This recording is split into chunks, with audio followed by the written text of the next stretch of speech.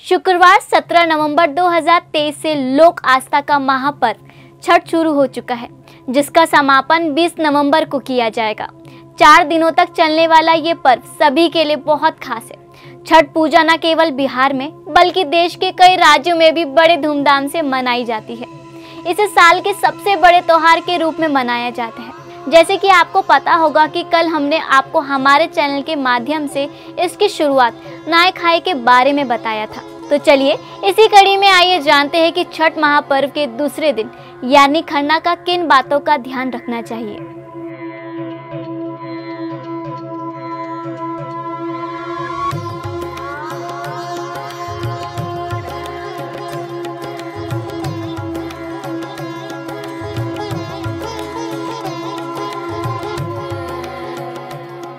छठ महापर्व के दूसरे दिन खरना मनाया जाता है। इस दिन सुबह से लेकर शाम तक उपवास करते हैं और शाम के समय भोजन करते हैं। इसे खरना कहा जाता है और शास्त्रों में खरना का मतलब शुद्धिकरण बताया गया है। इस दिन छठ पूजा का प्रसाद बनाने की परंपरा है। खरना कार्तिक मास के शुक्ल पक्ष की पंचमी तिथि को मनाया जाता है। मान्यता है कि जो लोग छठ माता का व्रत करते हैं और छठ के नियमों का पालन करते हैं, उनकी सभी मनोकामनाएं छठ माता पूरी करती है। आइए जानते हैं खरना का महत्व के बारे में। खरना को लोहंडा भी कहा जाता है और खरना वाले दिन महिलाएं पूरे दिन व्रत रखती है, जो मन की शुद्धता के लिए किया जाता है। इस दिन छठी मैया के लिए प्रसाद तैयार किया जाता है। प्रसाद में शुद्धता का विशेष ध्यान रखा जाता है। खरना की शाम को गुड़ से बनी खीर का भोग लगाया जाता है। कुछ जगहों पर इस खीर को रसिया भी कहते हैं।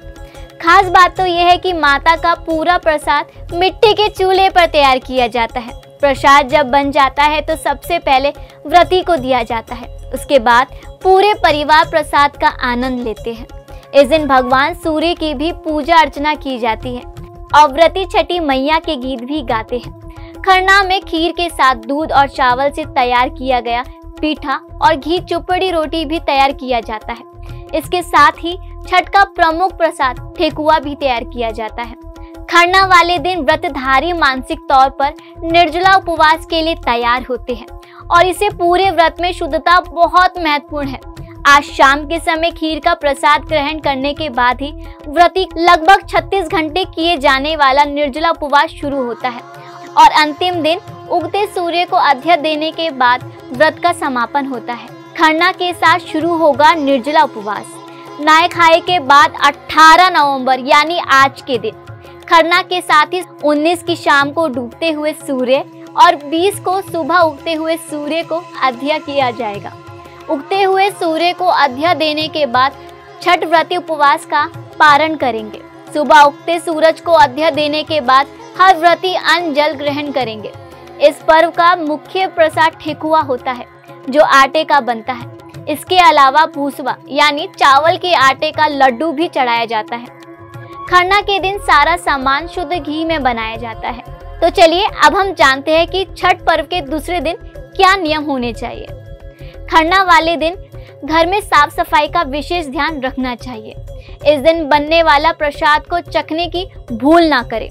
साथ ही खरना पूजा का प्रसाद ऐसे स्थान पर बनाएं जहां रोजमर्रा का खाना ना बनता हो।